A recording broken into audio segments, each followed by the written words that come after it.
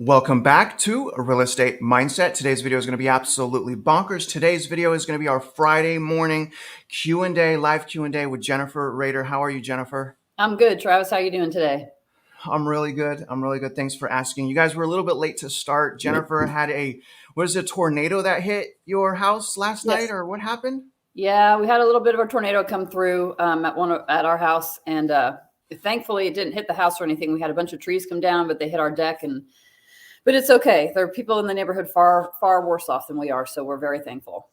Yeah, tornadoes like really freak me out, Jennifer. Yeah, big time. And I'm from like Southern California. I'm not used to such such wild times. But anyways, guys, what we're going to do today is we're going to start by Jennifer's going to give a quick breakdown on the main differences as far as conventional loans versus FHA loans. I have some comparisons to pull up here, and then after that, y'all, we'll take some Q&As. Just ask your questions. We'll have Jennifer help. Now, just in case you don't know who Jennifer is a friend and colleague. I've been working with Jennifer for must be 8-9 years. I love Jennifer because she's a very brilliant loan officer, but she's not, what's the word I used last time, Jennifer? Crazy and abrasive. Most genius loan officers are crazy and abrasive, let's be honest. So very calm. She's not pushy, and she's a wealth of knowledge. And I find it's really helpful to bring people with like enormous skills on, because I can't remember everything, Jennifer. I got too many kids for that. I try, but So I got, So we'll go in, Jennifer. I'm going to give you the mic here, and I'll pull this up. You just tell me, what you want me to point out for the viewers. But don't let me forget. And good morning, everyone. Jeff, Kim, I see everyone. Love you guys, Juliet. Don't let me forget, though, there was a question before we started about manufactured housing. So maybe we could go into, let me star this comment, actually, about manufactured housing right here. Okay. So maybe when you're done, we can start with that question. You guys hold your questions until after Jennifer's presentation, just so that I can make sure to answer as many questions as possible. And the tornado was not in Pearland. Where was the tornado? Livingston. You're in Livingston right now. Yes. Yeah. You're at your lake house. Yes. Jealous. So jealous. I'm at my rental house. Okay. Funny. So, well, not the one that I'm paying, not the one that anyways. So, you guys, I really appreciate you guys joining us this morning. The Friday mornings, and I'm not sure if I'm going to be able to do one next Friday, but my Friday mornings are going to be dedicated to y'all, to all of my subscribers, and really just trying to do the best that I can to give back to the community, whatever your questions are. You guys know my opinions as far as the housing market, the risk involved in that. But again, today's going to be about education, value, and empowerment. As we're on the sidelines, whether you're not on the sidelines or if you're on the sidelines, it's really important, in my opinion, at least to continue to increase our knowledge, increase our purchasing power, and our overall understanding of what's available for us, right? Because I'm eventually going to buy. In fact, Jennifer, I'm looking every single day. It's driving me crazy, actually. I just looked down at Johnny's comment. Johnny's always, I don't know how he does it, but somehow this guy gets in my soul. I love him so much. Johnny's such a cool guy, but I looked down at the corner of my eye and I was like, oh, I heard nervous. Like Johnny's in the house. Johnny, how are you, brother? Good morning. He's out in California. He's joining us at 6:30 a.m. Really cool guy. A lot of stuff happening in the housing market, Jennifer.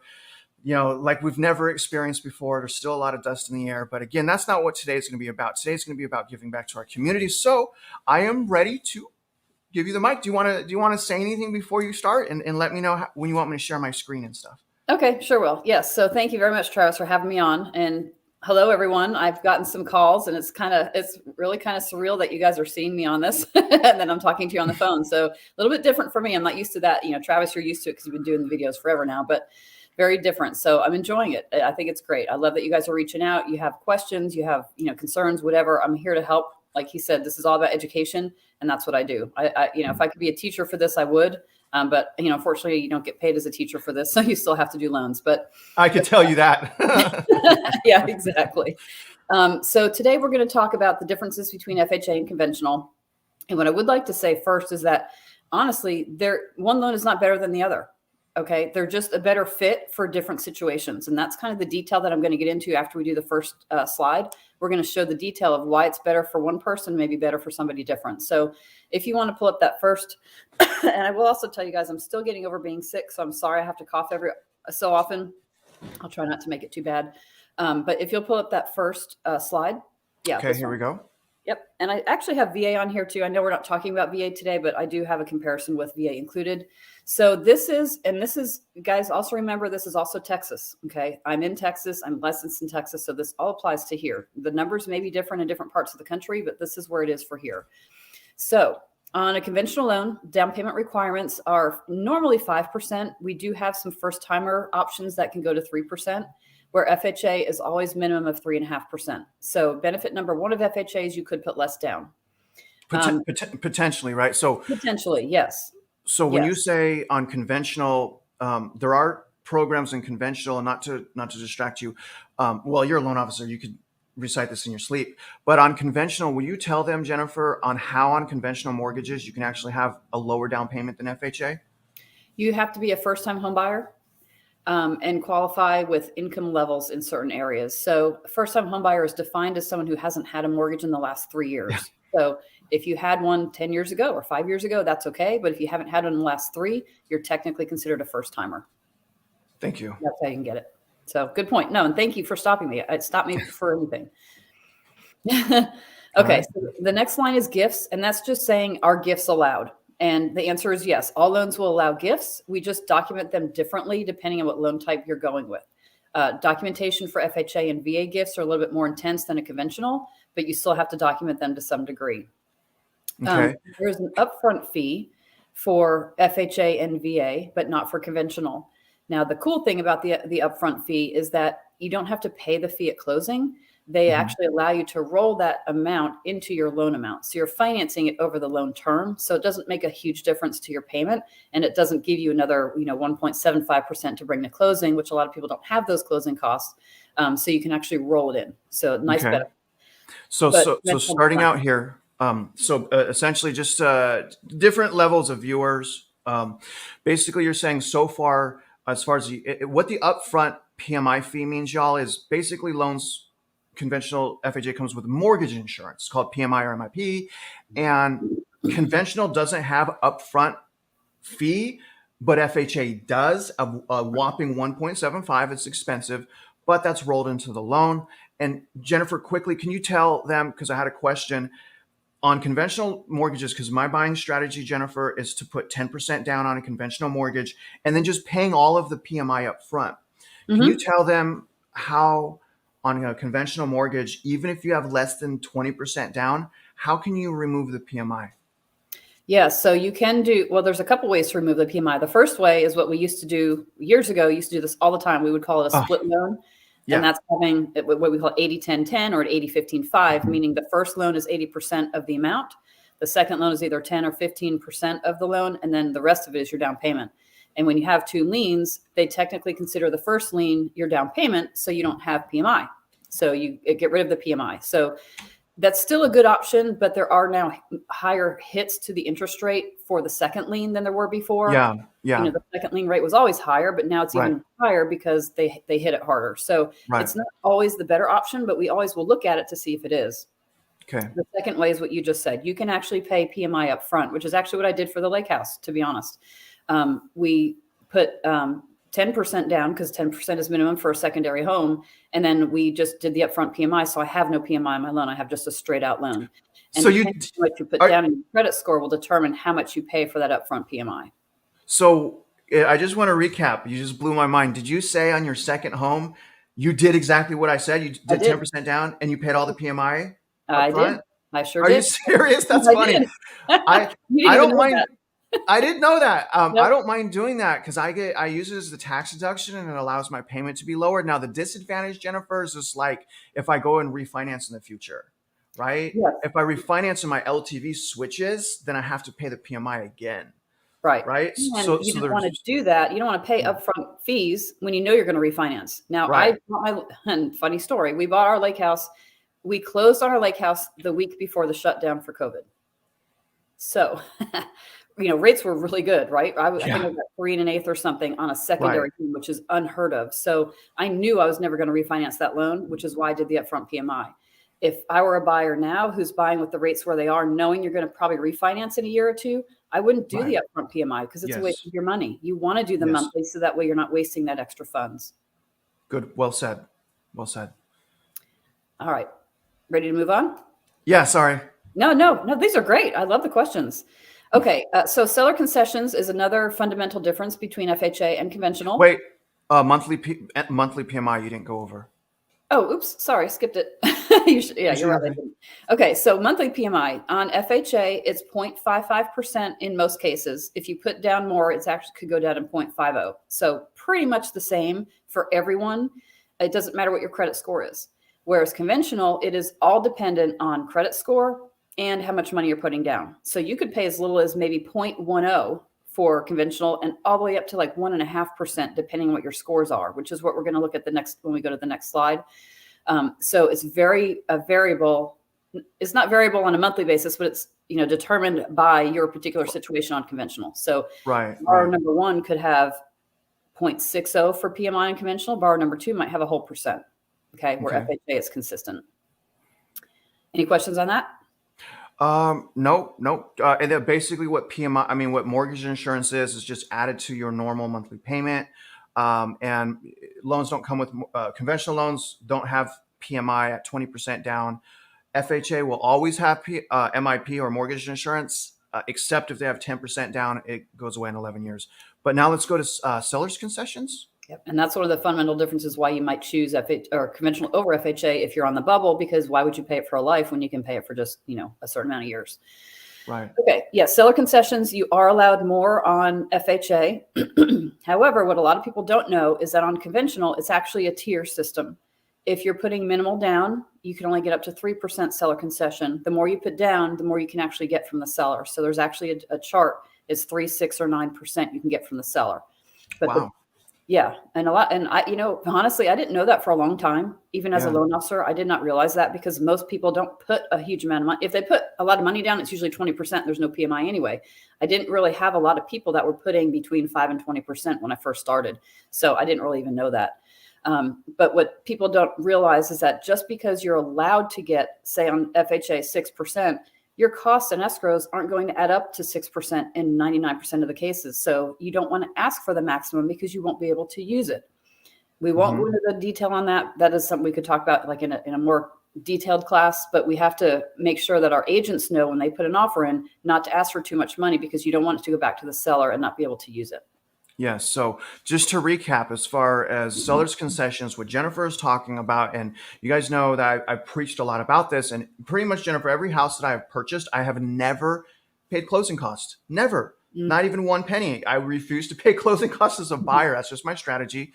So what she's talking about is the seller paying your closing costs. It's another name for seller's concessions, you guys. There's actually caps on how much a seller can give to you. The cap on conventional is generally 3%.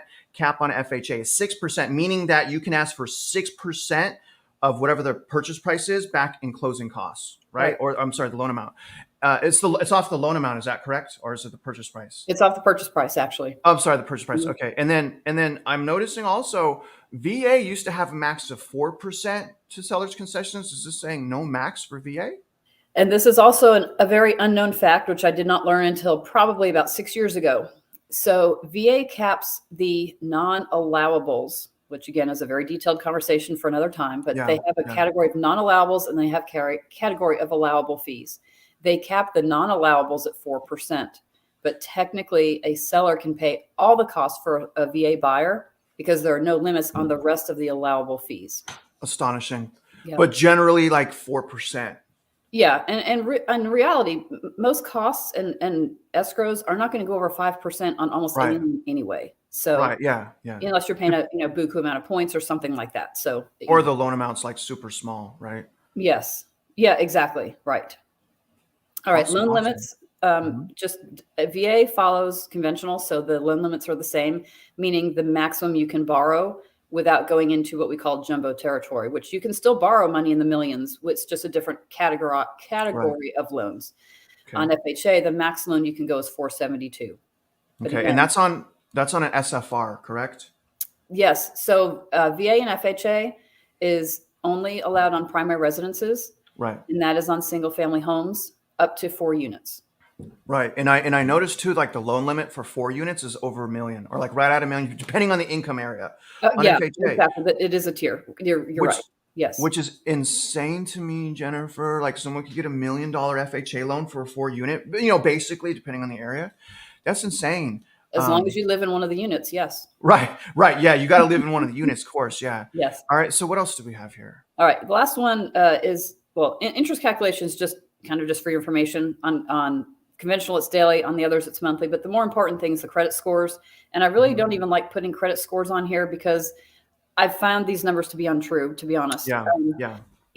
But in general, most people are going to get approved if they have at least this minimum score. But there's so many different things that go into that loan app. So just because you have a 620 doesn't mean you're going to get approved.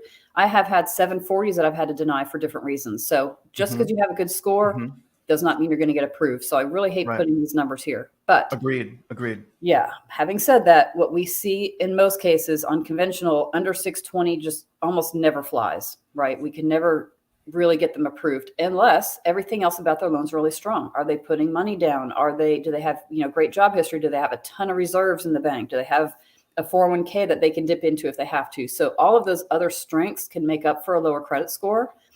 But again, unless they're putting a big chunk of money down, it wouldn't make sense to go conventional because of the PMI factor. Okay. So we'll look at that on the next screen when we get there. So to recap, and I would agree with you, like these are bare minimum credit scores. Yeah. And what Jennifer's talking about, like, don't automatically assume if you have a 580, you can get an FHA. You always want to go through a loan officer and the underwriter will give you the ultimate decision. But, these are like bare minimum credit scores. And a lot of times the only way you can get approved or qualified with those low credit scores is by having something called compensating factors. Correct. Compensating factors is what Jennifer was talking about. Like you have reserves or money saved or your debt to income ratio is low. And things of that nature. And really, I find, Jennifer, that one of the strongest compensating factors having reserves or savings. Is that correct? Yes. Because what we look at when we're the whole way someone is approved for a loan is based on their level of risk, right? So we look at worst case scenario, and worst case scenario is that we get them qualified and they lose their jobs. Okay, you have no income coming in. When you have reserves, you can make your mortgage payment for a certain amount of months because you have that money sitting aside, where someone who doesn't have reserves and loses their job, they're going to default on their loan or stop making payments because they won't be able to. So reserves is a huge factor in all of our approvals. 100%. 100%. Really, that's a great point too. Yeah, I found that when I was giving my soul in the origination, actively doing origination, I usually found if we can provide some type of savings left over after closing, a lot of people you could help. But then it goes into the thing, well, maybe you should fix your credit and financial situation before you purchase a house. So, but I, to be fair though, like I purchased my first house in Texas when my score was like 610. It was an FHA, 3.5% down, and I made a tremendous amount of money. So, in other words, you don't have to have perfect credit and a 20% down payment. You know what I mean? And now it's better if you do, but it's not. What I'm saying is it's not necessary, especially if you're careful. Do you want me to go to the other slide now? Yes, if you would. Okay, so can you see this okay? Yes. Yep. So guys, what I did here is, this is the wrong chart. Is it? Or should I go to more info? Nope, I sent you the wrong chart. Oh. I sent you the wrong chart. I'm looking at it now. I'm like, wait, this is wrong. I hate when that happens. Yeah. So while you're looking for the correct chart, let me throw some. Let me do that. I'm gonna throw up some. You guys ask some questions as she sends me that updated chart there. Do y'all have any questions? I answered someone's questions on paying the upfront paying PMI upfront on a conventional mortgage, which is my strategy. Basically, there's like the upfront fee to get rid of PMI for conventional under 20% could be thousands of dollars. So I figure on my stuff, if I put 10% down, Jennifer, paying the PMI upfront at 10% down is probably going to be $4,000 or $5,000, depending on the loan amount, right? Yes. Okay, so here's a question, real quick. Question: will banks call a loan with a super low interest rate after the bank's losing money on? So here's the thing. I'll answer. I got this. Tell me when you send that to me. Send that to me. I'm getting it right now. Hold on. Yes, Jim, I'm nervous for everyone. So here's the thing, you guys. Banks aren't going to call loans unless, so the only time I could see a lender exercising the acceleration clause or the due at once clause is if they find out an investor assumed the loan without going through the proper channels, right? And a lot of people are doing that, and that's called as is. I think as is financing. I can't remember what it's called, but it's a little bit risky, and I fear for investors that are assuming other people's mortgages again. On an as-is basis instead of going through the proper channels. But other than that, a lender's not going to accelerate the loan really under any circumstances. Let me see here. Okay, I just sent it. Try to check your Gmail. Okay, here, I'm going to throw up a question from Juliet. Go ahead and answer that, and I'm going to look for that real quick. Okay, sorry guys, I don't know how I sent you the wrong link. Is there a fee paying off a conventional loan early? Same for VA. There are no fees for paying anything off early, at least in Texas. We don't allow prepayment penalties here on standard loans, so there is no fee to pay it off early. Now, technically, some people think of it as a fee, but it's really not. But on FHA and VA, if you looked at the last chart that I had, it showed that interest was calculated on a monthly basis. So you pay interest in arrears. So when you pay a loan off for FHA or VA, say mid-month, you're still going to pay the entire month of interest because it's amortized on a monthly basis versus a daily basis. But technically, there's not a fee. You just want to be strategic in when you pay your government loan off because of that extra interest because it's monthly. So, but no, there are no fees to pay them off early. Okay. Let me ask a couple of these. So you cannot pay off the MIP up front with FHA. In fact, they require an MIP, an upfront mortgage insurance premium. So you have to pay that. Actually, it's reversed a little bit with FHA. So you cannot do that with FHA. We will talk about USDA here in a minute, y'all. We're going to go back into this now. Yep, this is the right one. Jeez. I was going to ask this question, but there's no way. And real quick, before I let you continue, let me just say, well, actually, you know what? I was going to apologize for my last couple of lives, Jennifer, because I accidentally got political, and I was so ashamed of myself. I didn't mean to. Okay, I didn't mean to. So I'm going to just let everyone know I'm going to be staying away from that content. I got y'all's messages on that. We're going to stick to real estate and what's going on in the economy. Sorry, Jennifer, you probably don't know what I'm talking about, but I'm ready. I have your chart. Okay. I know, but that's okay. And thanks for the, switching off here so I can get the right chart up here. So what I did here is I compared, and this is the whole point. This is just an illustration to show you that FHA and conventional are both great loans. They're just a better fit for people in different situations. That's the whole point of showing you the numbers. So the first two columns, I'm comparing an FHA and conventional loan side by side with a 650 score. Okay. Same purchase price, same everything. Now, the first thing you're going to notice is the loan amounts are different. And if you guys paid attention to what we're talking about, they're different because FHA has the upfront MIP and they allow you to roll it into the loan. So that's why FHA you'd borrow $294, and on conventional you're only borrowing $285. Okay, so that's different when you finance more. And Jennifer, is this 5% down conventional and 3.5% down FHA? That is correct. So that's the other difference in the loan amount. Yeah, perfect. I'm glad you said that because I forgot. Then the interest rate. Notice the difference. Okay. Mm-hmm. FHA is lower. Yes, FHA is lower with a lower score because they're not as score sensitive as conventional is. Conventional is very score sensitive. So you're going to see that the interest rate's much higher on the conventional with the same score. All right, now scroll down a little bit. Okay. And then the last two things you're going to see on here is the monthly payment. Okay, so about not even $200 difference, but conventional is higher, right? Because of that, or the interest rate. And then the cash to close is much higher on the conventional, and I'm going to show you why. So, Travis, go to the top there and hit the more info button. Okay. And just to recap for the viewers, guys, so far she's comparing a 650 credit score, which is relatively a low credit score. So she's giving you guys a 650 credit score, FHA versus conventional. What we found out is even though the loan amount is higher and the down payment is lower on FHA, the payment is lower by $161, which is fascinating, guys, when compared to conventional, because a lot of people think conventional is cheaper, when in this case it's actually cheaper to have an FHA. Now, what should I click? More info? Yep. Okay. And then just go, closing costs. Okay. All right. So what you're going to see here, guys, notice the loan to value. All right. The FHA is 98.1 because we added in that upfront fee. Okay. Mm-hmm. Scroll down a little bit. Okay. A little bit more. Okay. Right there. And I probably shouldn't even talk about this now, but we're in a market right now where we have points Yes.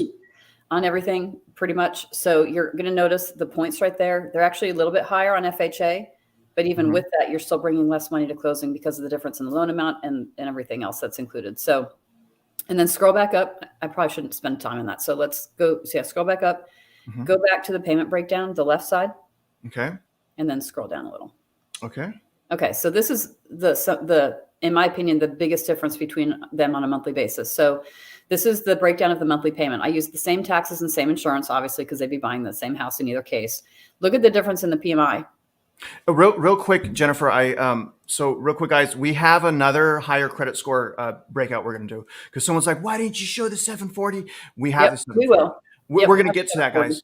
So we're showing you guys. Jennifer's showing you guys what it looks like with lower credit, and then she's going to show you guys what it looks like with higher credit. So we're on lower credit right now. Yep. And the main difference right here is the mortgage insurance on FHA would be 133 basically on a conventional because of the score. You'd be at 261. Yeah, that's crazy. And this shows us, Jennifer, that it is not always conventional is not always the best option. That is correct. And that's why, I'm not here to promote me, but that's why you need to talk to someone who does this because, everybody thinks out there FHA loans are crap and conventional loans are the best. A lot of real estate agents think that too. And that's not the case. It is a very good loan and it's a very good fit for people in a situation like this. Why would you pick something that you're going to pay more on a monthly basis when you could pay less? Even if you wanted to put 5% down on FHA or 10%, you can still do that. And you're still going to have a less amount on a monthly basis because of that PMI, because they're not so score sensitive. So that's why we look at all of them. And then we do this. We actually send this exact spreadsheet to a client so they can see the differences and they can decide for themselves which one they prefer. Okay. All right. So go back to the front screen. So go back up to the top. Okay. And then hit your X. Hit the X on the top right. Hit the X. Yep. Okay. I'm pointing to my screen like you can see me. And then scroll to the right so we can see the 740 columns. Okay. All right, guys. So now Jennifer's going to go over these two columns right here. And these are exactly that comment. Isn't that funny? The guy was like, why not do it? Like, look at this. And I really appreciate this comment. Why not show 740 conventional? Why not be more patient, brother? This is a 740 conventional. So now we're going to go over the 740 conventional. But no, that just goes to show that, a lot of people that are viewing these videos, Jennifer, they're very intelligent people. And I think, almost, they're way smarter than me. It's just we're all struggling, right? We're trying to figure out what's best to do for us, our families. Are we going to be trapped in our house? How do we prepare for it? But these guys are. I'm just humbled. I'll shut up. Go ahead. I'm sorry. Yeah, no, I agree with you. And I have gotten calls from our YouTube from last week, and everybody, you're right. Everybody I've talked to is very smart, and I love that. I love working with people who have an interest in learning more about it versus just saying, "Oh, get me a loan." So, okay. So 740 comparison. Okay. This is where it kind of flips. So same thing as before, the loan amount's higher because the PMI is, included in the FHA loan. In this particular case, the rates were the same, but I'm also going to show you, and I will go to the points later to show you the difference in the points, but the rates in this case are the same. Wow. Now that is not always true. Sometimes we're in a market where FHA rates are always lower than conventional. Right. Sometimes we're in a market where conventional is better than FHA. It just depends on what the market's doing. So it's not always going to be the same rate, just as a disclaimer. But today or yesterday when I did this, the rates were actually the same. Amazing. Yeah. So from now, go to the more info tab at the top. Okay. And go to the payment break. Yeah, right here. So scroll down a little bit. Okay. Now you guys can see that the PMI has now flipped because you have a better credit score. The conventional PMI is lower. It's only $85 a month, where the FHA is $132. So if this person wanted to put minimal down, we would try to get them to go conventional because they're going to save so much more per month. And that adds up to, over time, they're going to save more. So in this case, on the 740, it's flip-flopped. It would be better to go conventional versus FHA. Okay. So to recap, what we see here, y'all, is I want to just point out that that a conventional mortgage with a 650 credit score, here's the PMI, 261. Okay. And this is our point with conventional is very credit score sensitive. Same down payment, different credit score. It goes from $261 wasted money per month down to $85. So do y'all see how the mortgage insurance stayed the same for FHA. So $132 on mortgage insurance for FHA at a 650, and the same mortgage insurance, $130 a month for a 740. That's why we say FHA doesn't really care about credit. Conventional, yeah. Conventional cares a lot about credit, and that's why it's almost 200, not quite, but almost $200 cheaper per month just from someone having good credit.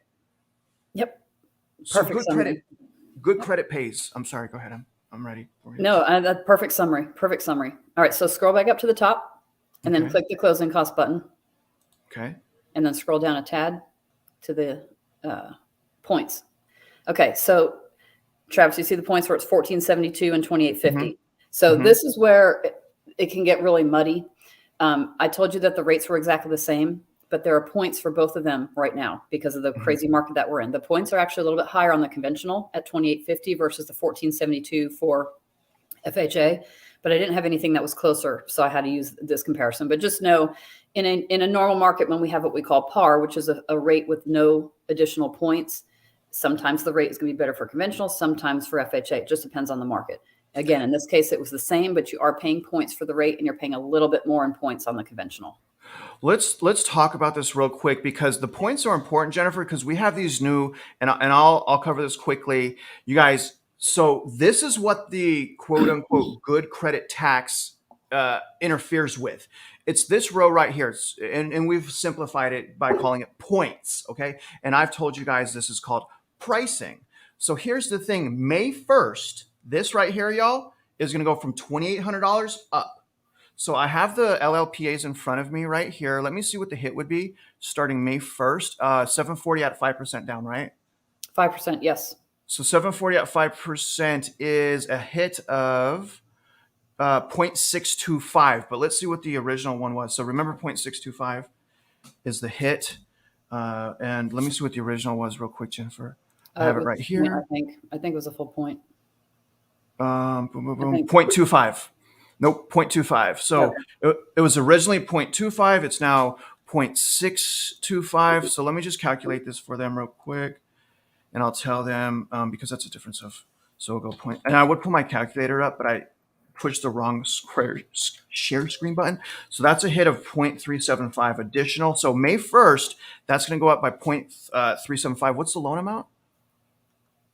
The loan amount is, go back to the payment breakdown. Okay, 300. No, that's the, sorry, go back to the front screen.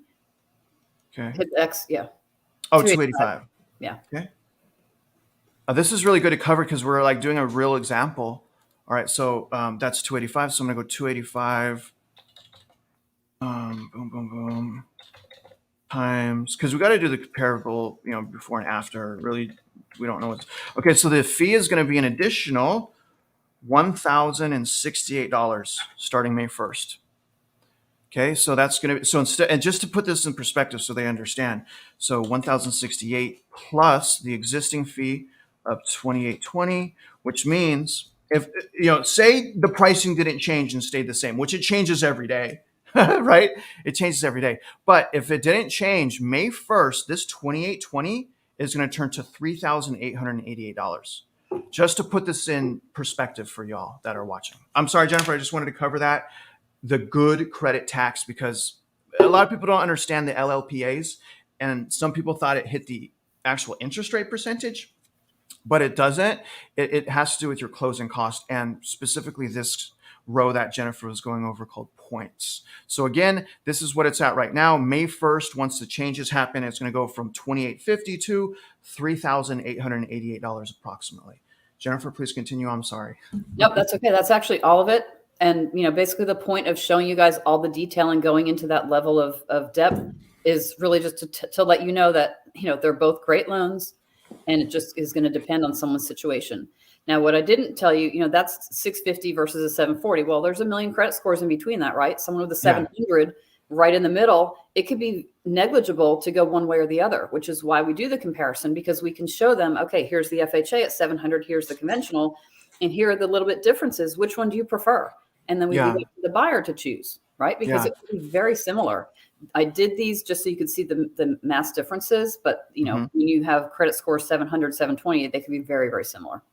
And Jennifer, I've had numerous clients reach out to me and they've said, "Oh, my realtor told me FHA is the best. I have 20% down, blah, blah, blah, blah." Mm. And when I hear that, usually what that tells me is like, they're not talking to people that know what they're talking about.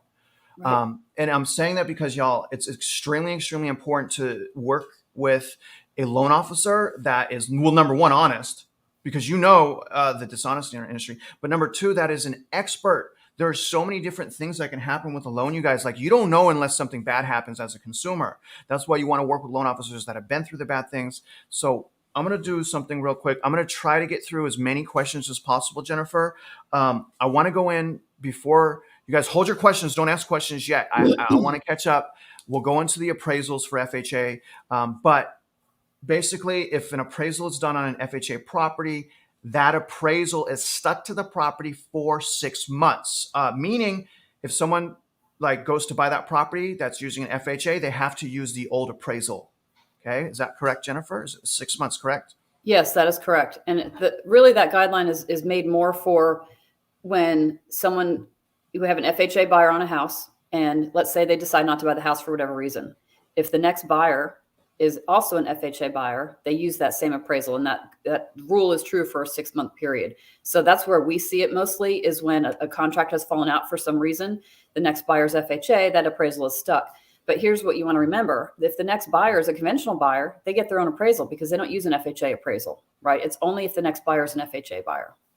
Okay, good. All right, so can you talk, and this was a question from this morning, can you talk about a process to purchase manufactured housing, and don't even go into pre-1976, pre-HUD. Mhm. Just talk. Okay, so in other words, manufactured home older than 1976. There's a HUD rule. It's important. Talk about, if you can, structural engineer, permanent foundation, how it works with FHA, if you can, Jennifer. Yes, I just closed one that we had to get an inspection on, actually. Did you really? I did, yes. And the stupid part was that they wanted the structural report, the engineer's report on the deck that was attached to it. It wasn't even the darn mobile home. It really made me upset. I was like, I argued the guideline big time, but I didn't win. But anyway, so buying a manufactured home is really not a ton different than buying a single family regular home, but there are very specific guidelines. The age is one. It can't ever have been moved. It has to be a double wide. There's all kinds of different things that have to, and it has to be on a foundation. There's all kinds of requirements. So if it meets all of those and the tag that's on the side meets all of that, then you're fine to go. But a lot of times there are extra things like this with the structural report. You just said the structural engineer had to go out there.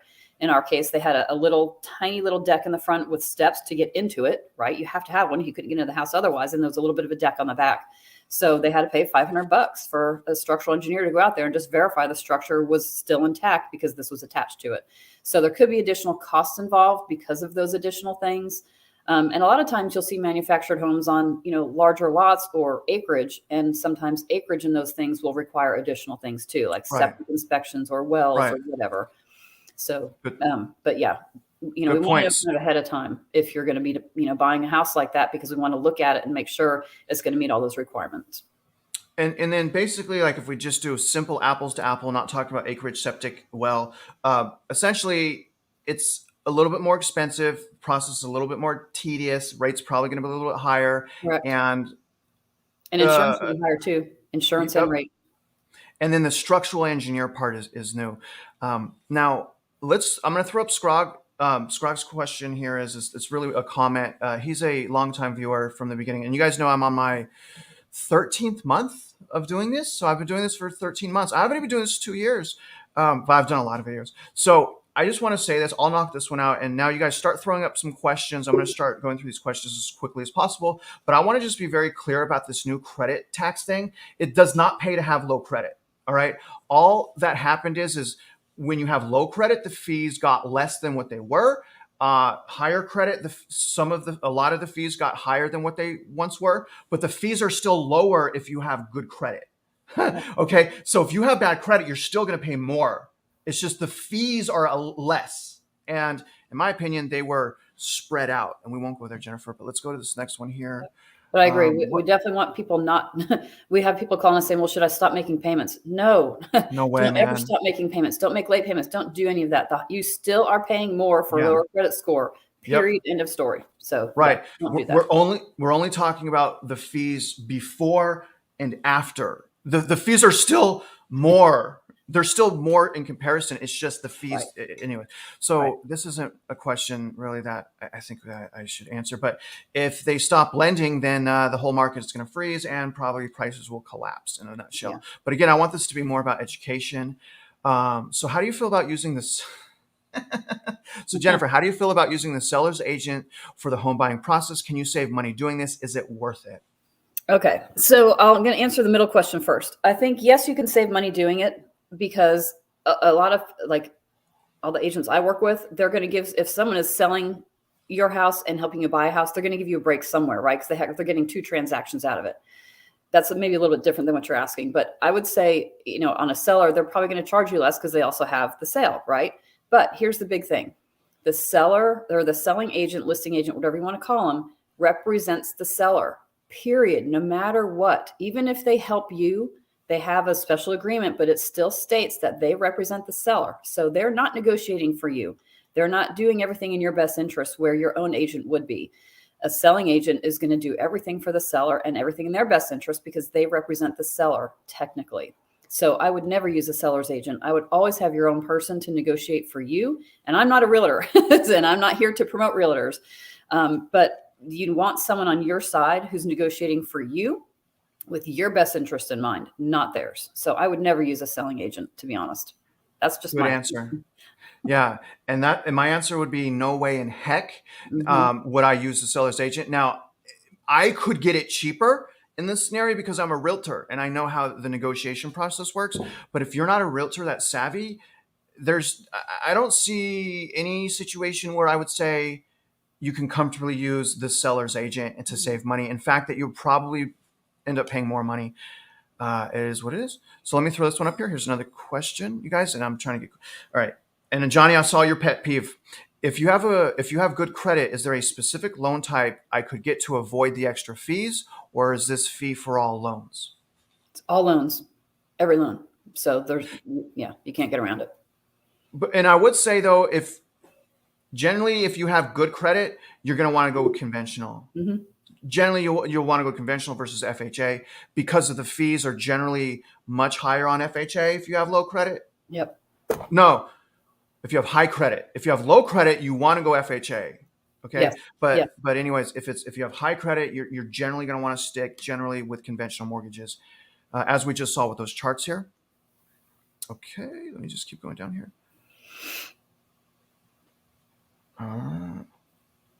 No, Johnny. Okay, now I'm starting to see these comments here.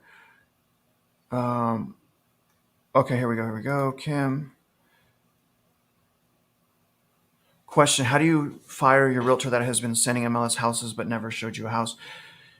Well, in order to fire them, Kim, you had to have signed a buyer's rep agreement. And if you signed a buyer's rep agreement, you could write it. And I would write in if you want to cancel or go straight to their broker. If you signed a buyer's rep agreement, here's one. You want to answer this one? Yes. I would say in most cases, conventional is going to be better for higher credit scores. Yes. Again, we'll always still do the comparison just to make sure there's no reason to go to FHA or a different type of loan. But yes, conventional is always going to be better on higher. Yeah. And here's another one, Jennifer. Is it true you will always have private mortgage insurance? It's called mortgage insurance premium, MIP, with FHA loans, but with conventional loans, it drops off automatically once the loan balance is at 78%. You want to answer that? And tell them about writing in at 80%. Oh, yes. So yes, that is true. And that's why we were saying on the, if you're going to refinance, it doesn't really matter, right? Because they're both going to be short-term loans anyway. So PMI, you're going to have PMI on either. So if you decide you're going to, probably refinance at some point, it really doesn't matter which way you go in terms of the PMI part.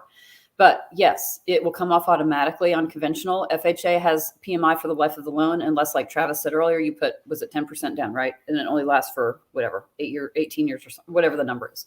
I don't know the details 11. because none of my FHA people put 10% down. Yeah. But yes, it will drop off automatically. So here's the thing. On a conventional loan, and again, we're talking primary residences also, PMI does not automatically come off on a secondary home, which is another discussion.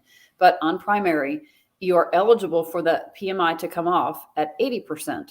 but they don't automatically drop it off until you're at 78%. So they get that extra money out of you. So, and I actually did this on my loan a long time ago on my primary home. I wrote in when I knew I had the equity, even though I hadn't gone through the number of years that I knew it was going to be on the original amortization, because the prices were increasing at that time faster than what they had predicted. So I actually wrote in to my mortgage company and I said, I believe my house is worth X and I owe this. I'd like to drop my PMI. They didn't even do an appraisal. They actually they did their own little internal thing and they just dropped it. So you are eligible at 80. So pay attention to what you're paying. If you're making extra payments, pay attention to that, because the more payments you make, the faster you're chipping away at that equity, and the faster you're going to get to the point where that PMI should drop off. Yeah, good points. Good point. So I want to throw up a comment here and I'll answer this. This is from a friend as well. This is BRN, again, with me from the beginning.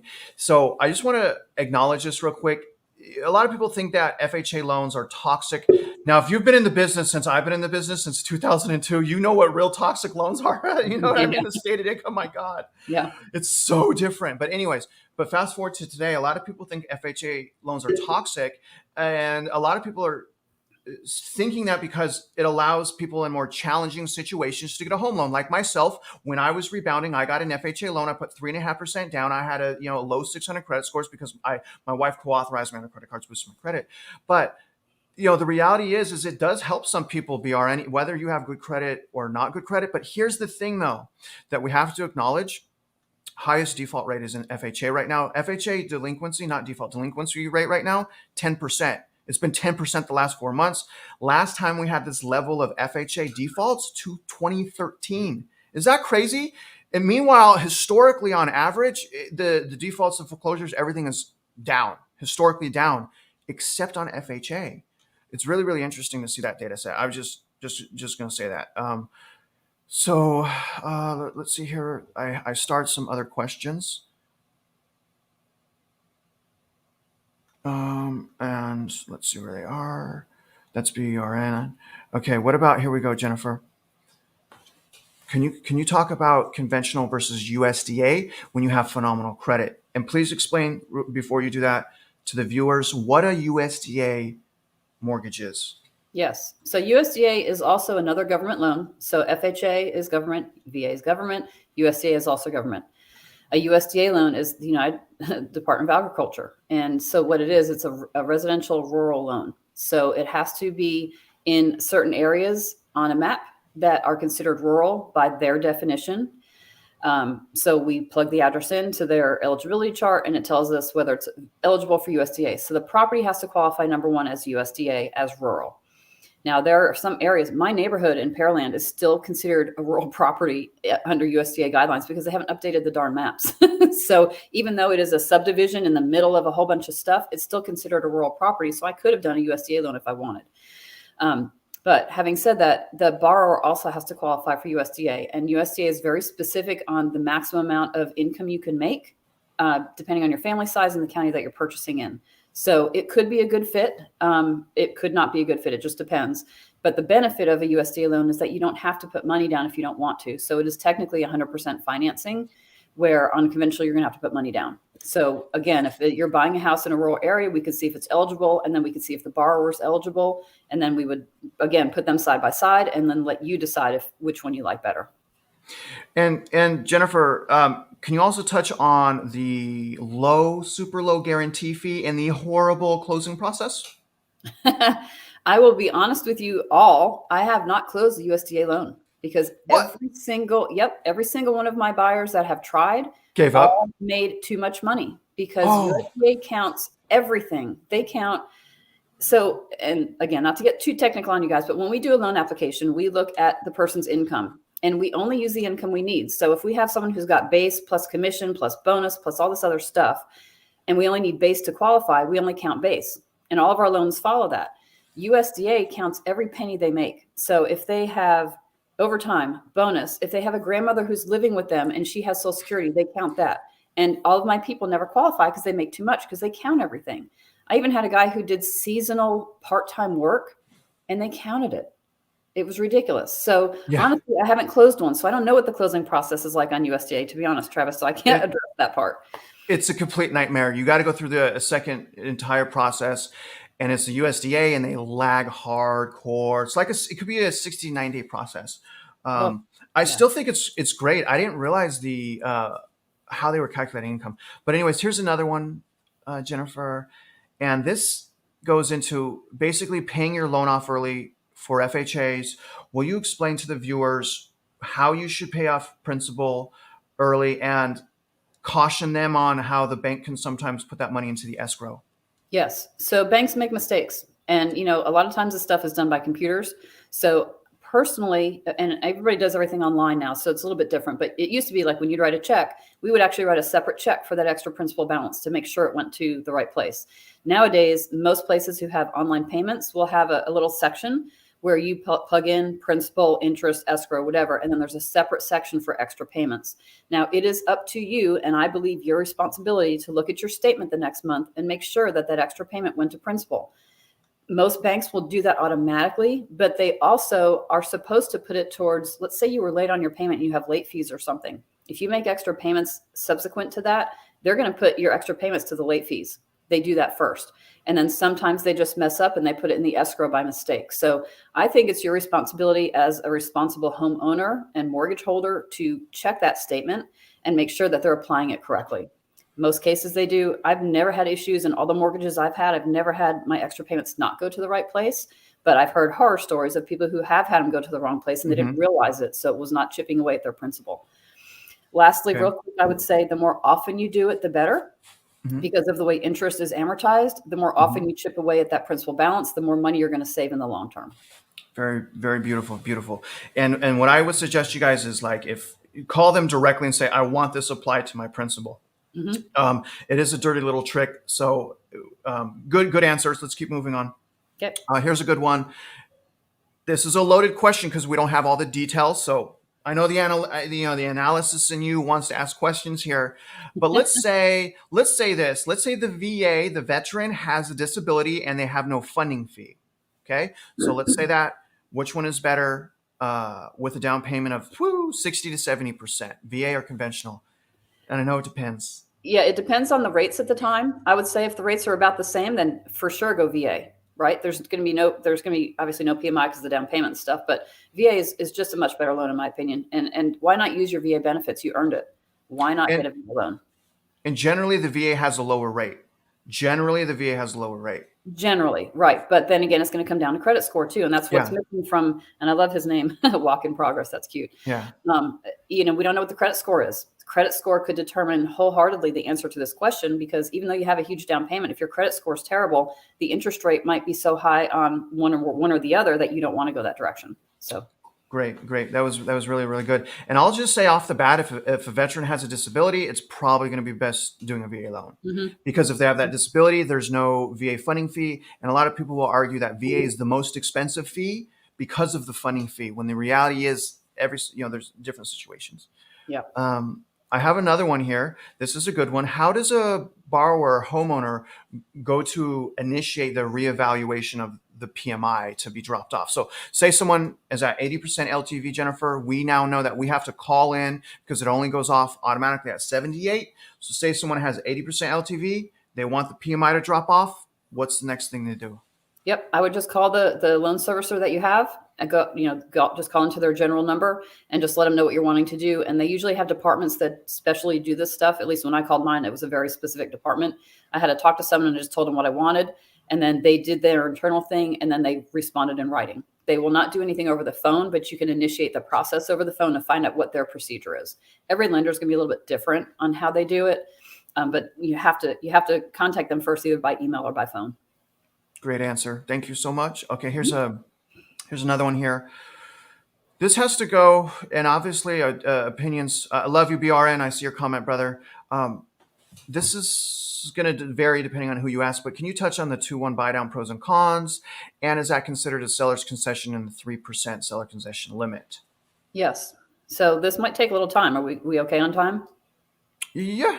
Okay. All right. So Just to kind of give all of you a background of what the 2-1 buy down is. A 2-1, or there's actually a 3-2-1 buy down also. There's also a 1-1 buy down. There's very different, a couple different versions of it.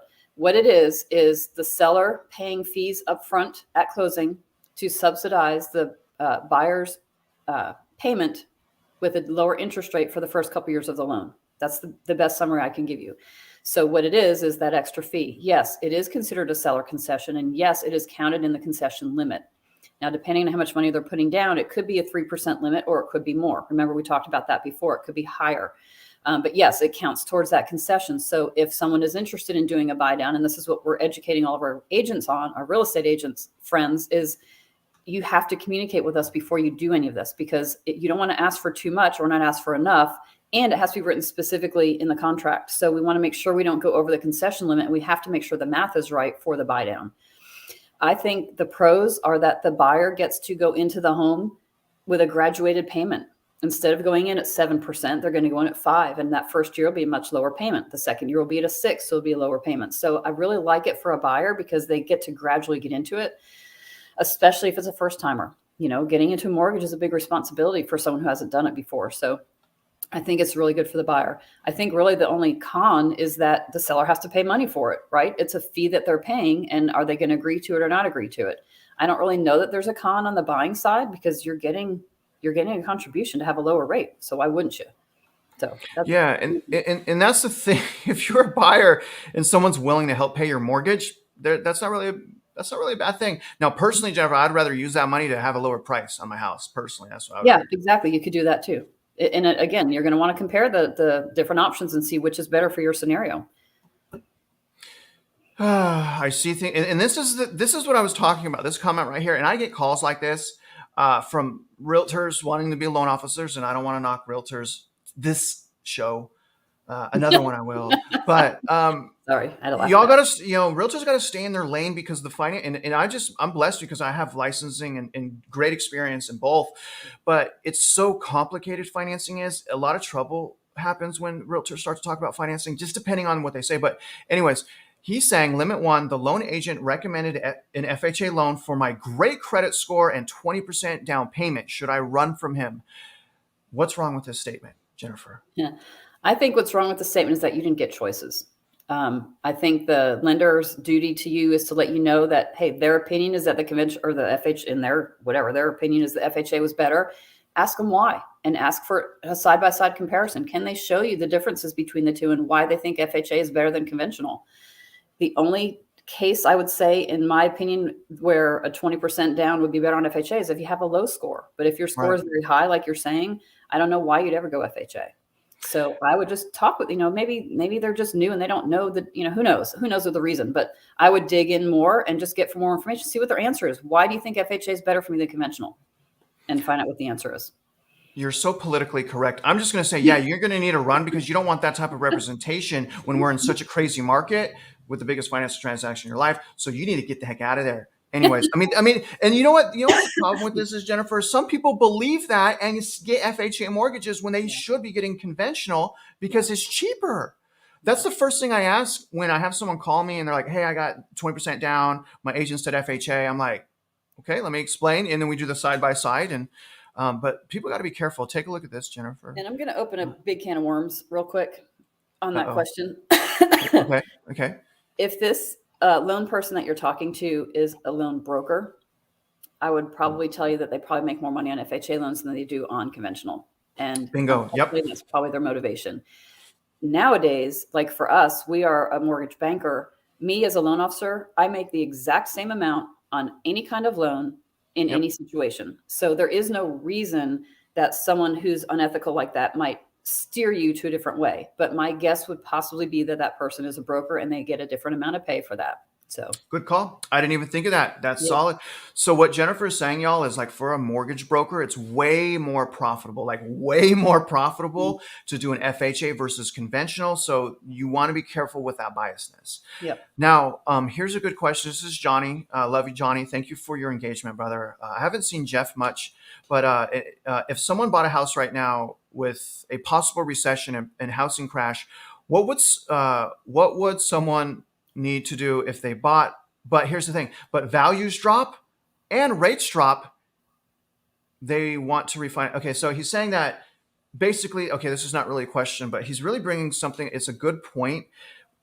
I tell people constantly, Jennifer, as professionals, we have to be very cautious when we say you could just refinance later. Hmm. You could because you and I both know that you can't just refinance later. There's a qualification process, and if Right. values go down instead of go up, a lot of people are not going to have the ability to refinance because in order to refinance, there are LTV, loan to value qualifications. And if people are upside down on their house, they would no longer qualify in many, many situations.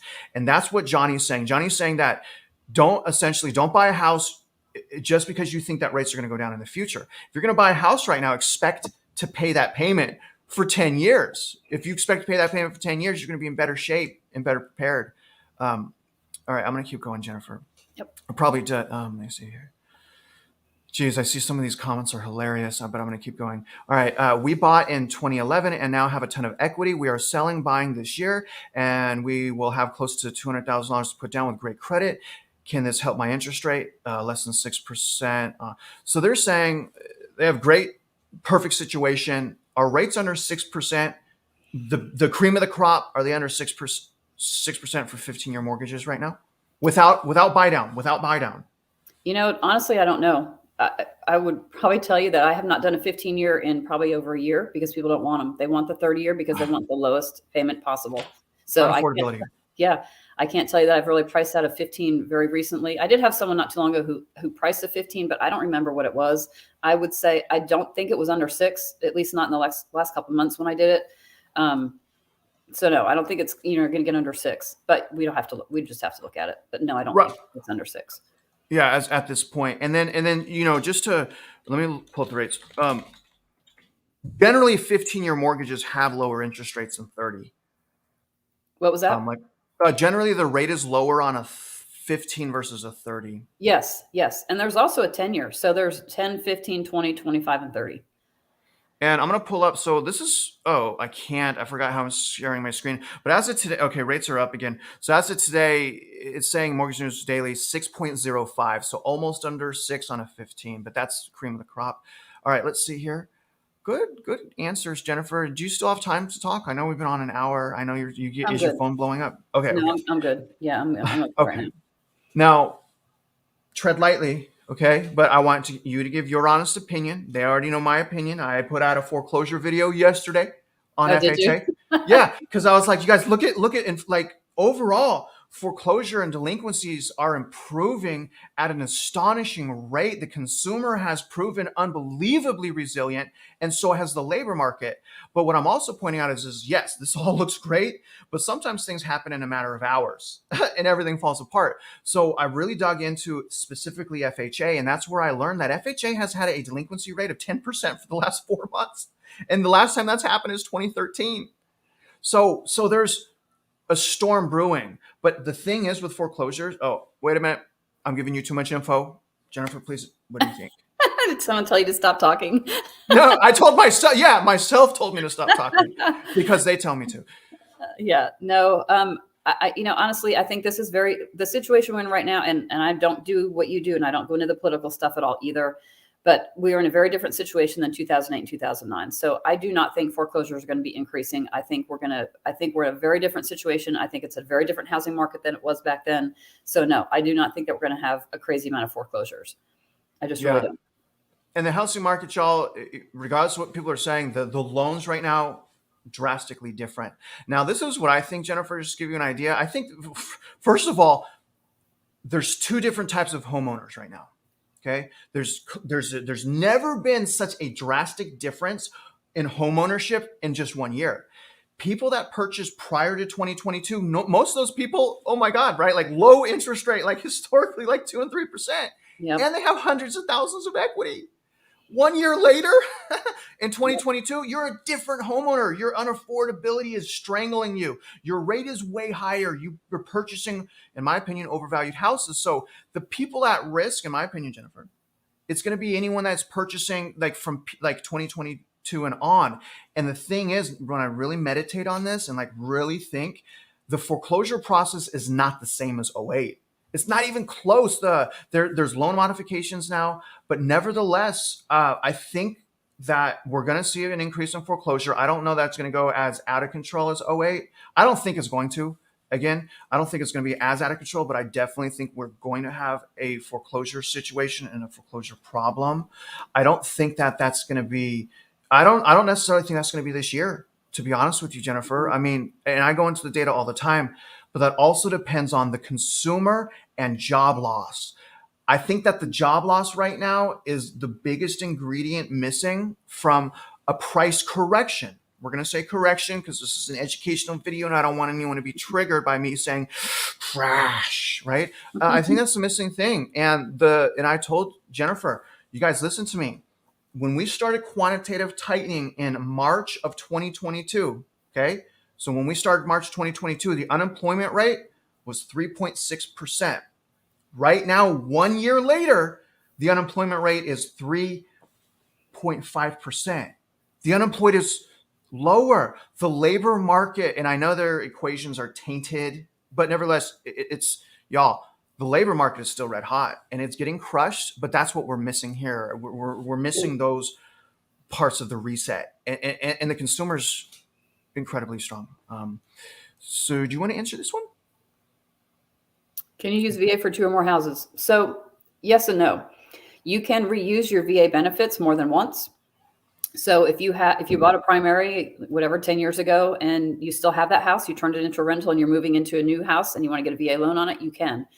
In most cases, you have eligibility to do that. We do a special calculation with a VA spreadsheet that we have, and it will let us know what price range you can purchase in and how much equity and all that. It's just a big equation that we have to figure out. But yes, you can actually have 2 VA loans at the same time. Yeah, and then there's a subsequent Use. Yeah, I can't. I think that's 3.65. I don't remember. Now, here's a good thing. I've done this before from Canadian resident. Actually, I can't tell you that. So the biggest Luke is a buddy of mine. The biggest accomplishment in my 21 career, Jennifer, biggest accomplishment of my career, all the loans I've ever done was helping a Canadian resident move to the USA, and I got him a normal conventional loan at 5% down. I was like, oh my God. And it almost unraveled at the very end because the PMI came back and like, oh, we can't do this anymore because they're not a resident. And I was like, no, I called you day one. Like the first place I started as a loan officer was the PMI. I'm like, I'm not even going to move forward unless I know I can get the PMI. Right. So right. I got the PMI and they try to cancel it. So can you go in to non-resident loans? And I'm not talking about foreign national. Can you we'll talk about however you want. Okay. So it is kind of a deep subject. Foreign nationals are completely different. Basically, we're going to look at what kind of visa the person has and what eligibility they have to get a home loan with whatever visa type they have. So it is possible to do a 5% down depending on the visa that you have. Yep. I don't really know more what to say on that, but yeah, it depends on the visa and what you're going to be able to do. If it is truly like a foreign national situation or something like that, in most cases it's 20% down payment. But there's all different levels. So I don't want to get into the details on it here, but yeah, there's possibilities for sure. Yeah. And she's right, you guys. Like, I believe my customers had an L1 and L2 visa, and their employer was located in the US. Yes. So their employer was able to get us documentation to like guarantee their pay. So it was and that's why I said it was the biggest accomplishment of my life. It was so complicated. And then actually before I called the PMI, I called the underwriter. I was like, hey, underwriter, like, how do I structure this? And they just throw up like a stereo manual of information, and you just. So here's a question from Rickless Cage. He is a colorful commentator. I definitely appreciate your comment, Rickless. I think what he's saying for recap. I'm looking at recasting as loan refinance, as refinancing, but also there is recasting. I believe you mentioned that the last Q&A. Mm-hmm. Can you go into the fees for refinance and also the fees for potentially recasting, which is a really cool thing? Yeah, I love recasting. I talk about it all the time with my clients. So refinancing, we'll start with that one first. That is basically starting over. right? You have a current mortgage, you're going to stay in your house, but you want to get a new mortgage. So we're going to refinance the whole thing. So basically, you're getting a whole new loan, and for whatever reasons, our lower, lower rate, whatever the case is, different term, whatever.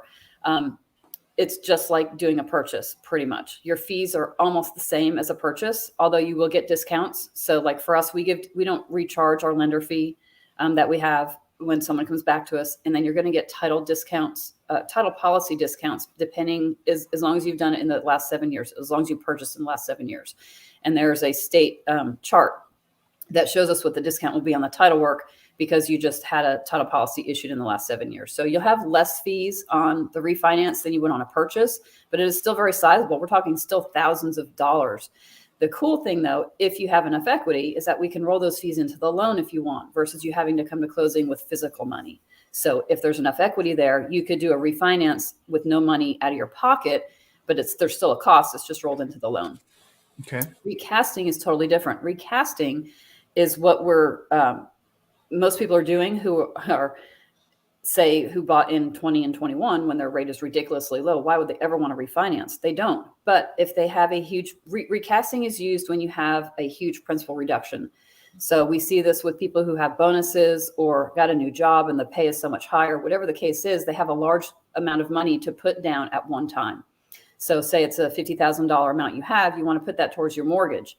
You could do that regardless at any time on any loan, but it doesn't change your payment. Right. The recasting point part of it is that you ask them to readjust or reamortize your new balance over the remaining term after that large payment. So it's a great tool. I love it.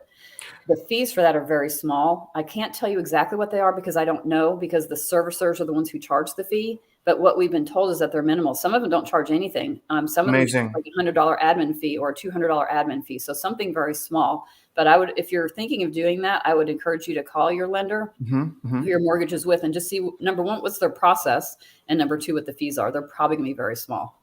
Yeah. And honestly, recasting is an amazing, amazing thing. Yeah. And honestly, in lieu of refinance, and I know we're in the business, but refinancing is expensive. Recasting is, can you talk about what would be the restrictions of recasting, Jennifer? I don't think there are any restrictions really, because all you're doing is you have a large payment that you're putting in towards the existing loan that you have.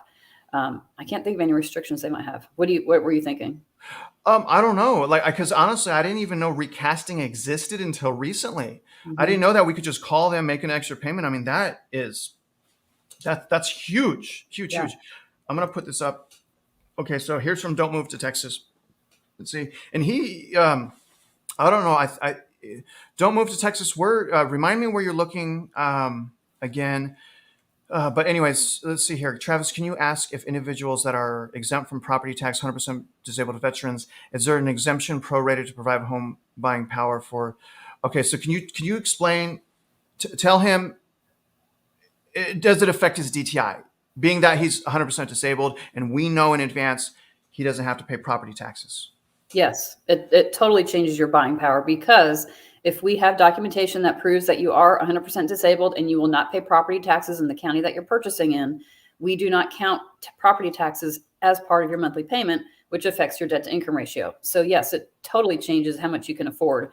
But what we've also found, I just actually closed one, 4 weeks ago. He thought he had 100% disability and he doesn't. So we want to check that out first before you get under contract, because a lot of people think because they're getting such a large amount from VA, he was under the impression he was 100% disabled, and he wasn't. He was actually at 90. So let's do that homework up front. Make sure that your qualifications are what they are, and that the county that you're moving to does recognize that and will be zero. And as long as we have the documentation for both of those, then it'll totally change your ratio. And one of the best things you guys could do to do that is you either take your DD-214 or your COE and send that into a loan officer. Here's a question from Todd.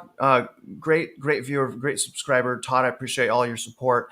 This is a hard question to answer because it depends on you. Now, personally, I'm not putting all my cash down on a house because I believe in the future, again, over the next few years, there's going to be plenty of buying opportunities for people that are disciplined to get rich. So I'm want as much liquidity as possible right now. And that's why I'm choosing only like 10% down, paying the PMI up front, because I don't want to have all my liquidity tied up into my home, right? Because when it's tied up into your home, it's really hard to access your liquidity.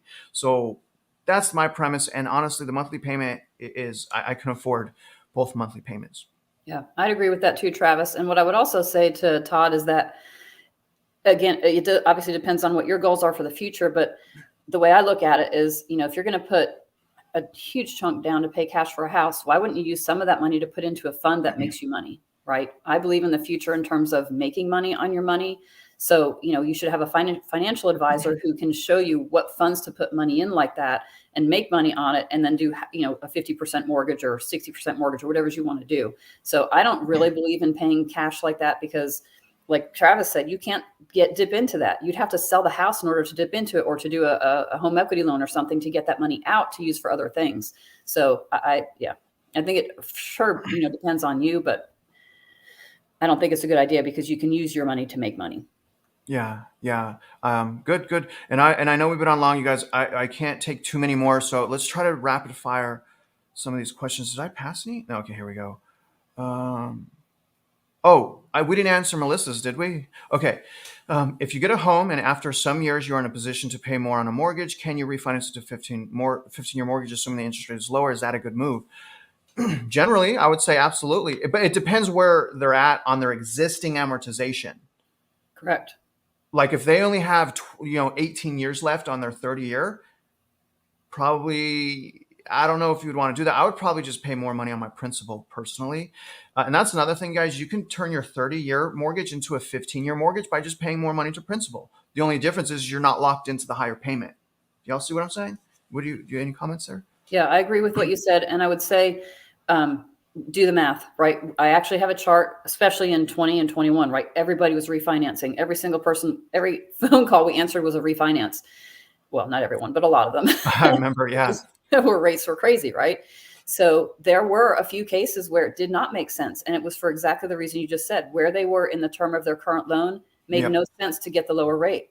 They could either keep making the payments as they were and still save money, or I showed them how much money to pay per month to get to where they wanted to be. So I would say could be beneficial, and in most cases probably is, but let's do the math just to be sure.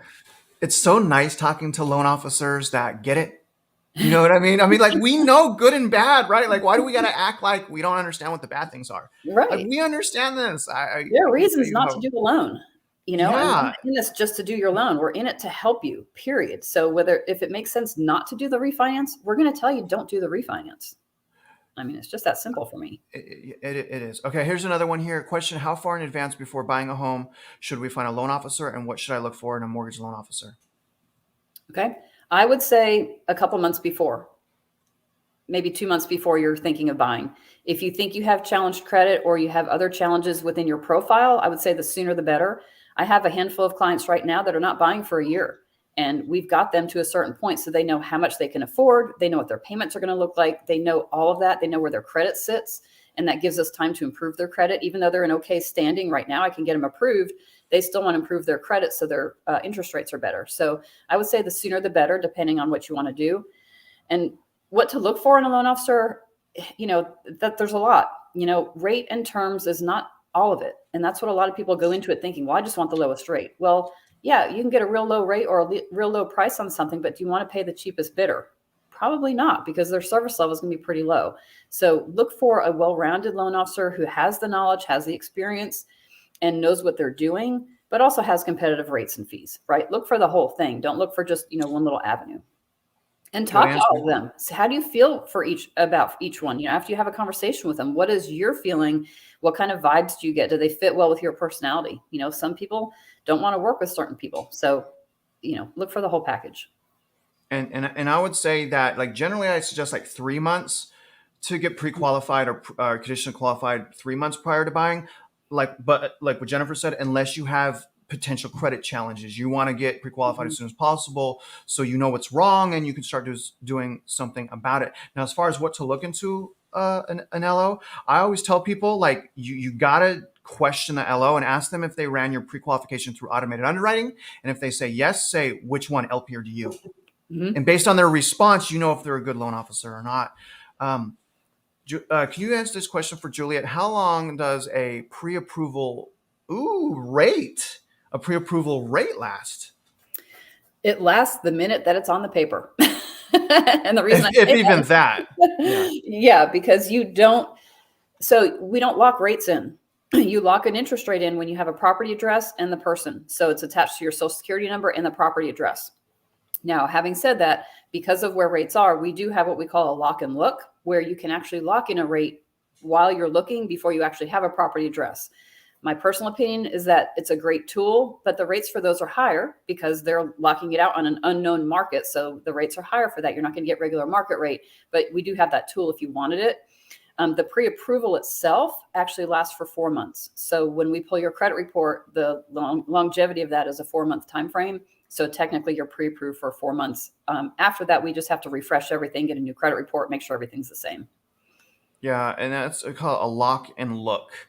Yep. I mean, yeah, just and then the other thing, um, the pre-approvals is just a piece of paper, and I tell people it lasts the day that I ran your file, because if you go out and have a bankruptcy or you're late on something tomorrow, your pre-approval is not good anymore. But if you keep everything exactly the same, generally your pre-approval could be good for a year, right? Yeah. But technically it's not even good until you printed it. Like when you printed it, something could have happened. Like a pre-approval is all the past. It's all information done on the past.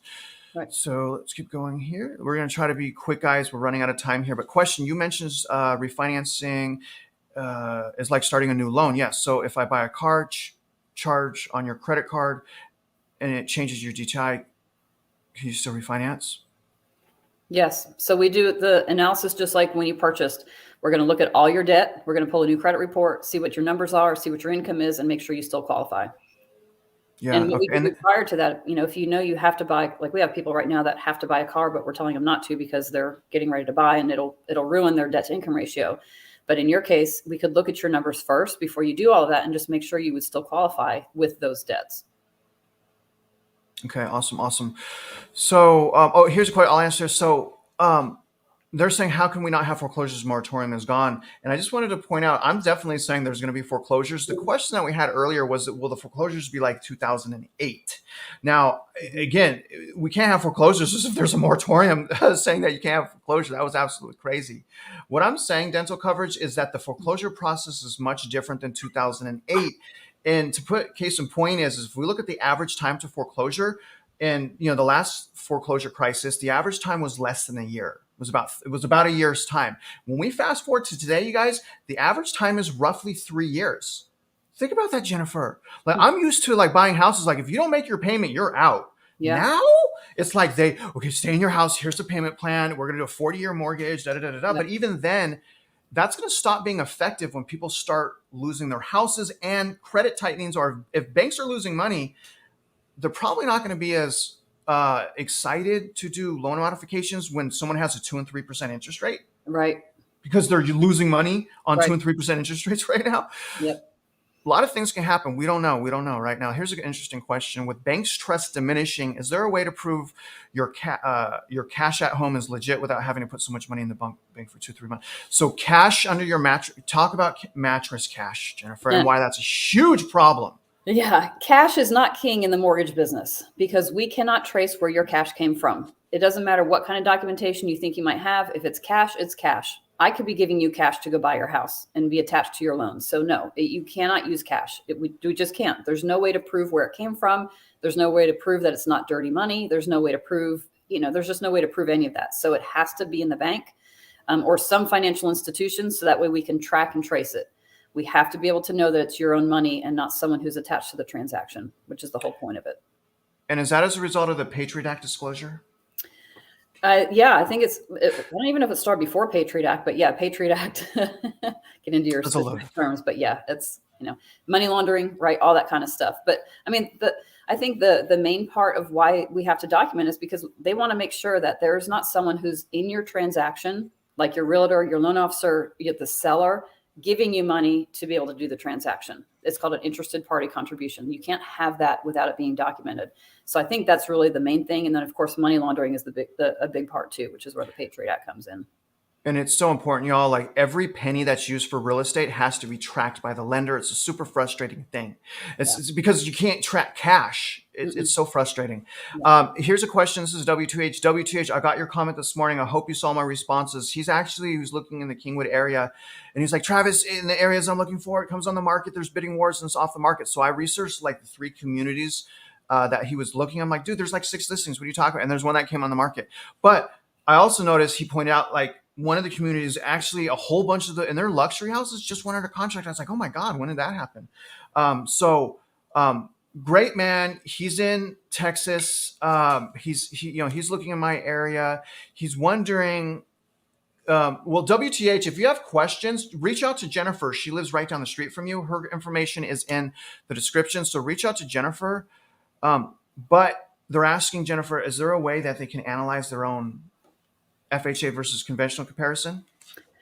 Not in the format that I gave you. That's something that we have in-house, and we use that and we send you the link so you can see it, but you can't modify it yourself. There's no way for a borrower to do that. So I don't know of any other system you might be able to use to do a comparison side by side. I'm sure there's probably like Excel spreadsheets you could probably have to do that and see them side by side, but not in the format that I gave you guys. Okay. So, I mean, if you guys want something like that, again, don't bombard her per se, but that's her contact information below, y'all, right there if y'all want to get that. Let's see here. How do I remove this banner now? Okay, here we go. All right, let's see what else we have here. Okay, so if someone has a FICO score at B of A, is it the same as what their FICO score would be when they run their credit with you? No, it is not. And Why? that's the simple answer. And the simple answer is because for mortgages, we use a much more conservative model for the credit. So when we pull a credit score or a credit report for someone, the credit scores are almost all the time lower than what you see on all the tracking sites that you can use, Credit Karma, Bank of America, whoever. Even the ones you get directly from the bureaus like TransUnion, Experian and stuff, those are usually a bit closer, but they're still usually higher than what the mortgage credit report is going to show. So expect some numbers to be a little bit less than what you're seeing. Yeah, there's different algorithms. Usually when you run a credit in mortgage, it's going to be lower. Here's a trigger question right here, because I remember a specific situation where I had a borrower with gold, and we could not prove the gold because we never could, because they did it before they talked to us, Jennifer. They sold their gold, Mm-hmm. and then they took that money and spent some of it and then deposited the cash. Mm-hmm. So we couldn't prove that they sold the gold and then they put that money in the bank because the money was different. What they got from the sale was different than what they deposited because they went and spent it. Because again, we're in the cash. Can you warn and talk to Kelly? Because there's a lot of people buying precious metals. Mm-hmm. There is documentation.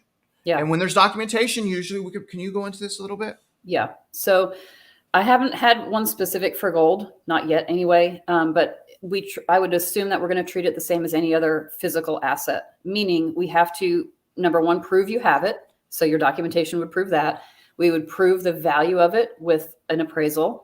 We would have to prove that you've sold it on paper. We'd have to have, like a bill of sale to show, and I don't know how gold works, but like on a car or something, you'd have a bill of sale that would show how much it's worth, how much the seller paid you. We'd have to show that they actually gave you the money. So there's going to be a very long paper trail for it.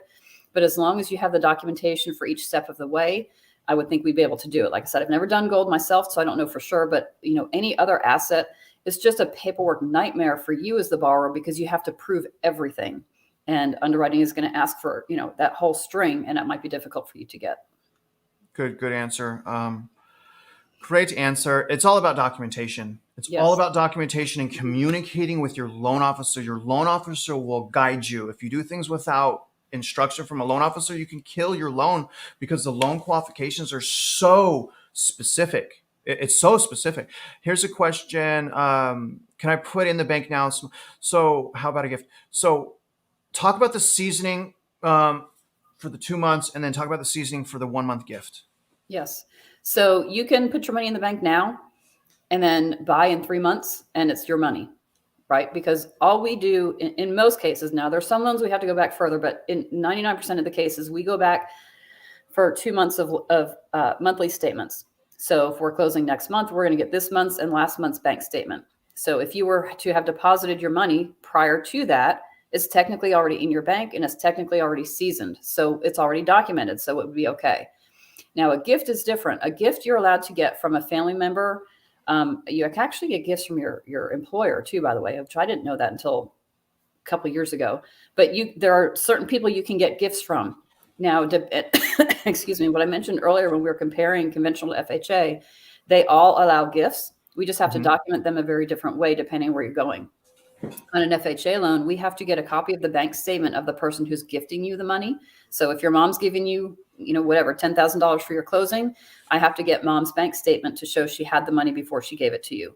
Unconventional, we don't have to show their bank information, but we do have to get a written letter from them showing where it came from. They do still give their account number and all that, specifics, but we don't get the actual statement. And gifts are allowed. So, and there used to be limits on gifts, but they're not anymore. So yes, you could get a gift instead. Good answer. And I really want to caution people, these things are extremely, extremely specific. Yeah. You're always going to want to talk to a good loan officer. And this is why I'm always saying, Jennifer, like a bad loan officer will doom you. Not that they're bad people. Mm-hmm. It's just there is so many different situations in lending. You have to have taken your hits to, in my opinion, to be a really, really good loan officer because you don't know what you don't know. Yep. Like I learned a couple things just from talking to you now. And I've been doing this 21 years. And I was like, oh, recast. Interesting. So, and what I would tell all of you guys out there is be honest with your loan officer. And I know that might sound just really basic, but tell them everything. If you're going to be using gold for your transaction, tell them. If you're going to be getting a gift, tell them. Make sure you tell them everything because when we run everything through our automated underwriting system, if I run you through regular as if you have your own money, your own everything, and your down payment and stuff is your own, and let's say you have marginal credit, it's not bad, but it's not great either. I may get an approval for you. But if I switch that where you're getting a gift instead of your own money, you're now a weaker borrower because it's not your own money. You don't have your own skin in the game. Yeah. Adding that gift to that automated underwriting could actually give me a denial, and you may not be approved for it.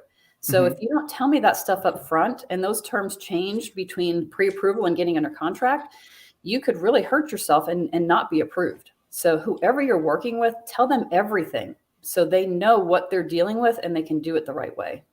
I love hearing you speak. And I tell people this all the time. I'm like, it's about automated underwriting. That's why I tell my viewers, like, hey, if you want to know if your loan officer is doing a good job, ask if they submitted your file through AUS or automated underwriting. And if they say yes, LP or DU, because that's our in my opinion, that's our job as loan officers, making sure your file and your client is properly underwritten. And that initial process is only as good as the data input and calculations of the loan officer. I can get an approval on a lot of people, but if I'm not putting the right info in that loan app based on proper qualifications, I can get false approval. And that's why I'm saying to you guys, you got to tell your loan officer everything because if one thing changes, it's a domino effect across your entire loan. Yep. And so it doesn't matter if you guys think it's important or not, it needs to be reran through automated underwriting. And the more automated underwriting you could do in the beginning, the safer you guys are going to be. And I'm telling you guys, don't want to learn this the hard way. We've seen it. It's heartbreaking. And the common answer is, I just didn't know I had to tell you that. I'm like, well, I asked you 5 times. What part of me asking you did you not think you had to tell me? So, and we don't want that as loan officers. We want to be able to structure a deal. And that's why I loved doing what I did. And I helped people that were like in a little bit more challenging situation because I just love the puzzle, because when I put a puzzle together, I understand if the entire structure of the loan. So I know if anything hits my structure, I know where that problem is and I can attack that problem. And that's why I was so good at my job because I was like, overwhelmingly involved. You know what I mean? Yeah. Like with that structure of the loan. And that's what a good loan officer is going to do. All right. I think let's just take this last question and we'll get out of here. Okay. Okay. Oh, W2H. Hey man, appreciate you, W2H. Again, if you need more info, W2H, reach out to her. Can you talk about charge-offs and FICO score? Yes. So charge-offs, yes. Anything negative is going to hurt you, right? It doesn't mean it's going to disqualify you, but it's going to hurt your score and it's going to hurt your credit profile. So charge-offs do hurt because before they were a charge-off, they were a collection. And depending on how long they were a collection on your credit, every month you could be getting dinged because they're showing a collection every single month. So charge-offs definitely hurt. The late payments are going to hurt and all of that. The older they are, the less they're going to hurt to a mortgage application. And the more you have done positive things to your credit after the charge-offs, the more it's going to help you. So if we get to, let's say we pull your credit report and you have like no open active credit, nothing that's being paid on time, and you have a whole slew of charge-offs or collections or something negative, your chance of getting approved is much lower than someone who has charge-offs maybe from 3 years ago, but has great credit since then and has open accounts that have been on time for the last, 24 months. So it's going to happen, it's going to depend on what you've done since the charge-offs on how bad it hurts the application. Good. Couple more questions, Jennifer. We're going to take 2 more questions. I saw your question, Johnny. That's a good one. I'll throw that up there. So Jennifer, I'll just answer this real quick. An 800. So as of May 1st, an 800 credit score will get you better credit, because one of the things that they did with the good credit tax is they added 2 additional tiers of good credit. And because it used to be maxed out at 740, and now there's a 760 and a 780 tier. And I can tell you, like, if you have an 800 credit score, you actually won through the good credit tax, but you have to have the over 780. So if you have over 780, you're actually, a lot of your pricing improved actually with this good credit tax, but you have to hit that 780.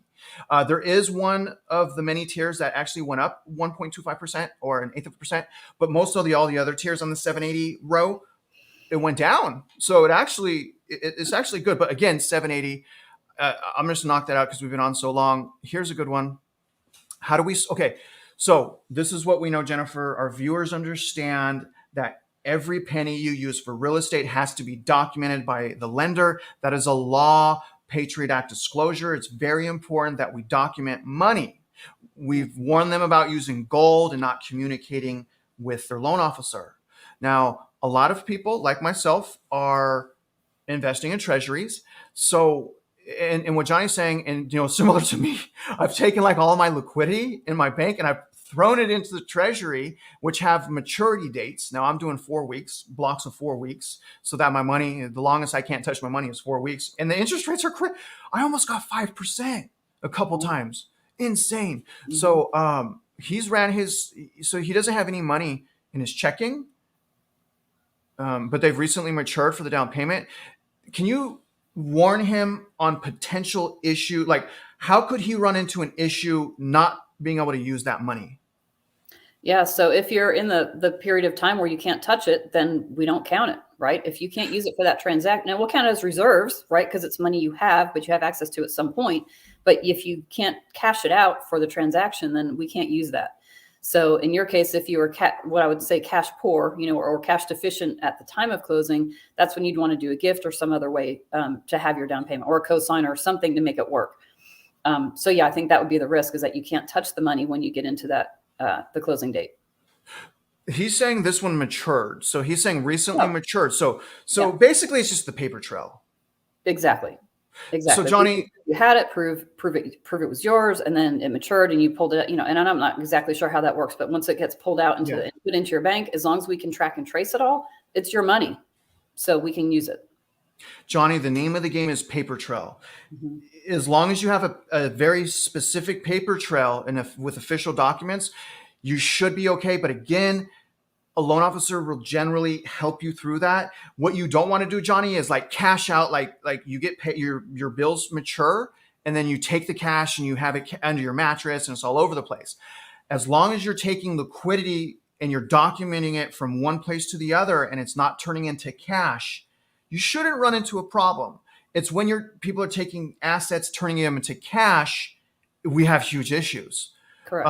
Again, the Patriot Act. So I think, look at Johnny he got a 5.1%. I'm telling you guys, the T-bills right now, they're paying really good. They're paying really good. And it's really easy to use. I'm doing Treasury Direct, Jennifer.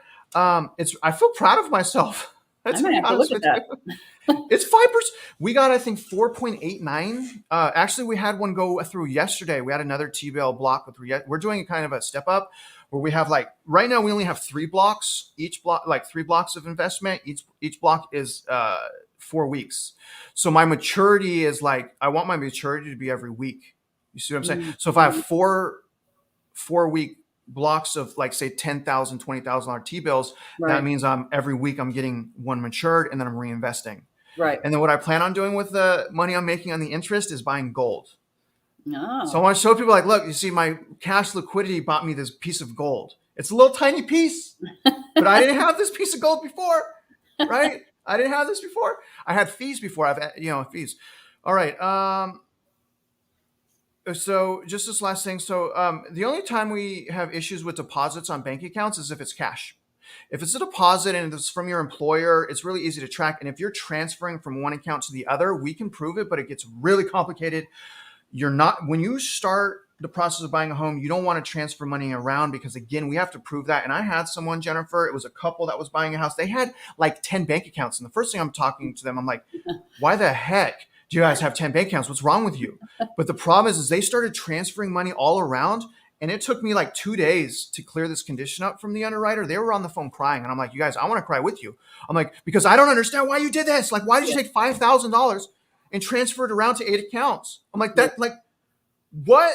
They're like, well, we didn't know we couldn't do it. So there's just a lot. And the more that people communicate when it's time to buy, I don't think it's time to buy for most people. Jennifer, I will say this though. Some people buy for different reasons. So if you're going to buy, my thing is try to cash flow. It's almost impossible, but try to cash flow, try to put offers in under 2020 values, under value. But the most important thing, this is just my opinion, I'm being cautious. Have the right mindset. If you're going to buy right now, have a mindset where you're preparing yourself for an extended haul of slowdown, right? So if you're comfortable potentially with being locked in, I'm going to use the locked in word, to your house 7 to 10 years without having equity appreciation, I would say go for it, but at least prepare for that. Prepare for the worst, hope for the best. You can hope for the best. But all I'm saying, Jennifer, and I got hit hard. So you can't blame me. I mean, I got hit hard. So you can't blame me. But that's just the thing. When people's mindset and their expectations are grounded in reality and grounded with caution, generally people will get through a financial crisis or any crisis better, right? Yep. It's the people that get blindsided and swept off their feet that are the biggest at risk. So it is what it is. Wow, 4 months. Johnny said 4 months at 5.2. All right, well, that's it. I'm going to close it out. Jennifer, before we go, do you have anything you want to say? I just like to say thank you again for having me on. This has actually been a lot of fun. Sometimes you get real worried about what people are going to ask, but these are all really, really good questions. And I really like the detail of some of these questions. So to all of you out there, keep the questions coming. We'll keep doing this, whether it's how often ever we do it, but whatever questions you guys have out there, I love getting into the specifics of the loans, but we can also do general stuff too, or different kinds of education, whatever you guys are looking for. I had a couple of people call me yesterday from our call last week, and I said, just let us know what you want to hear about. On my side, what can I help you learn? We're giving you what we think you need and what you want. Obviously, answering your questions is what you need, but let us know what you want, and we'll do that for you. So I just really appreciate the time. Can we? And I've been wanting to do this, but this is actually probably really be good on doing a live. Can we do a what if scenario on credit next time? Do you have access to share that, or you?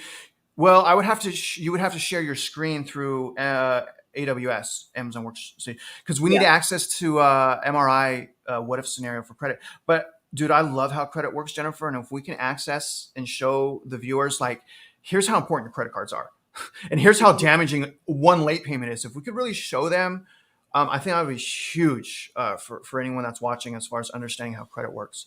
So maybe we could work on that next time. Yeah, we could do some sort of credit what if or something. I mean, we do.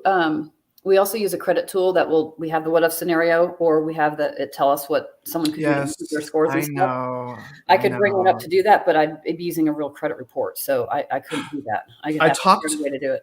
I talked to the rep at what is it? It was Sarma, but I talked to the rep. We have dummy credit reports now.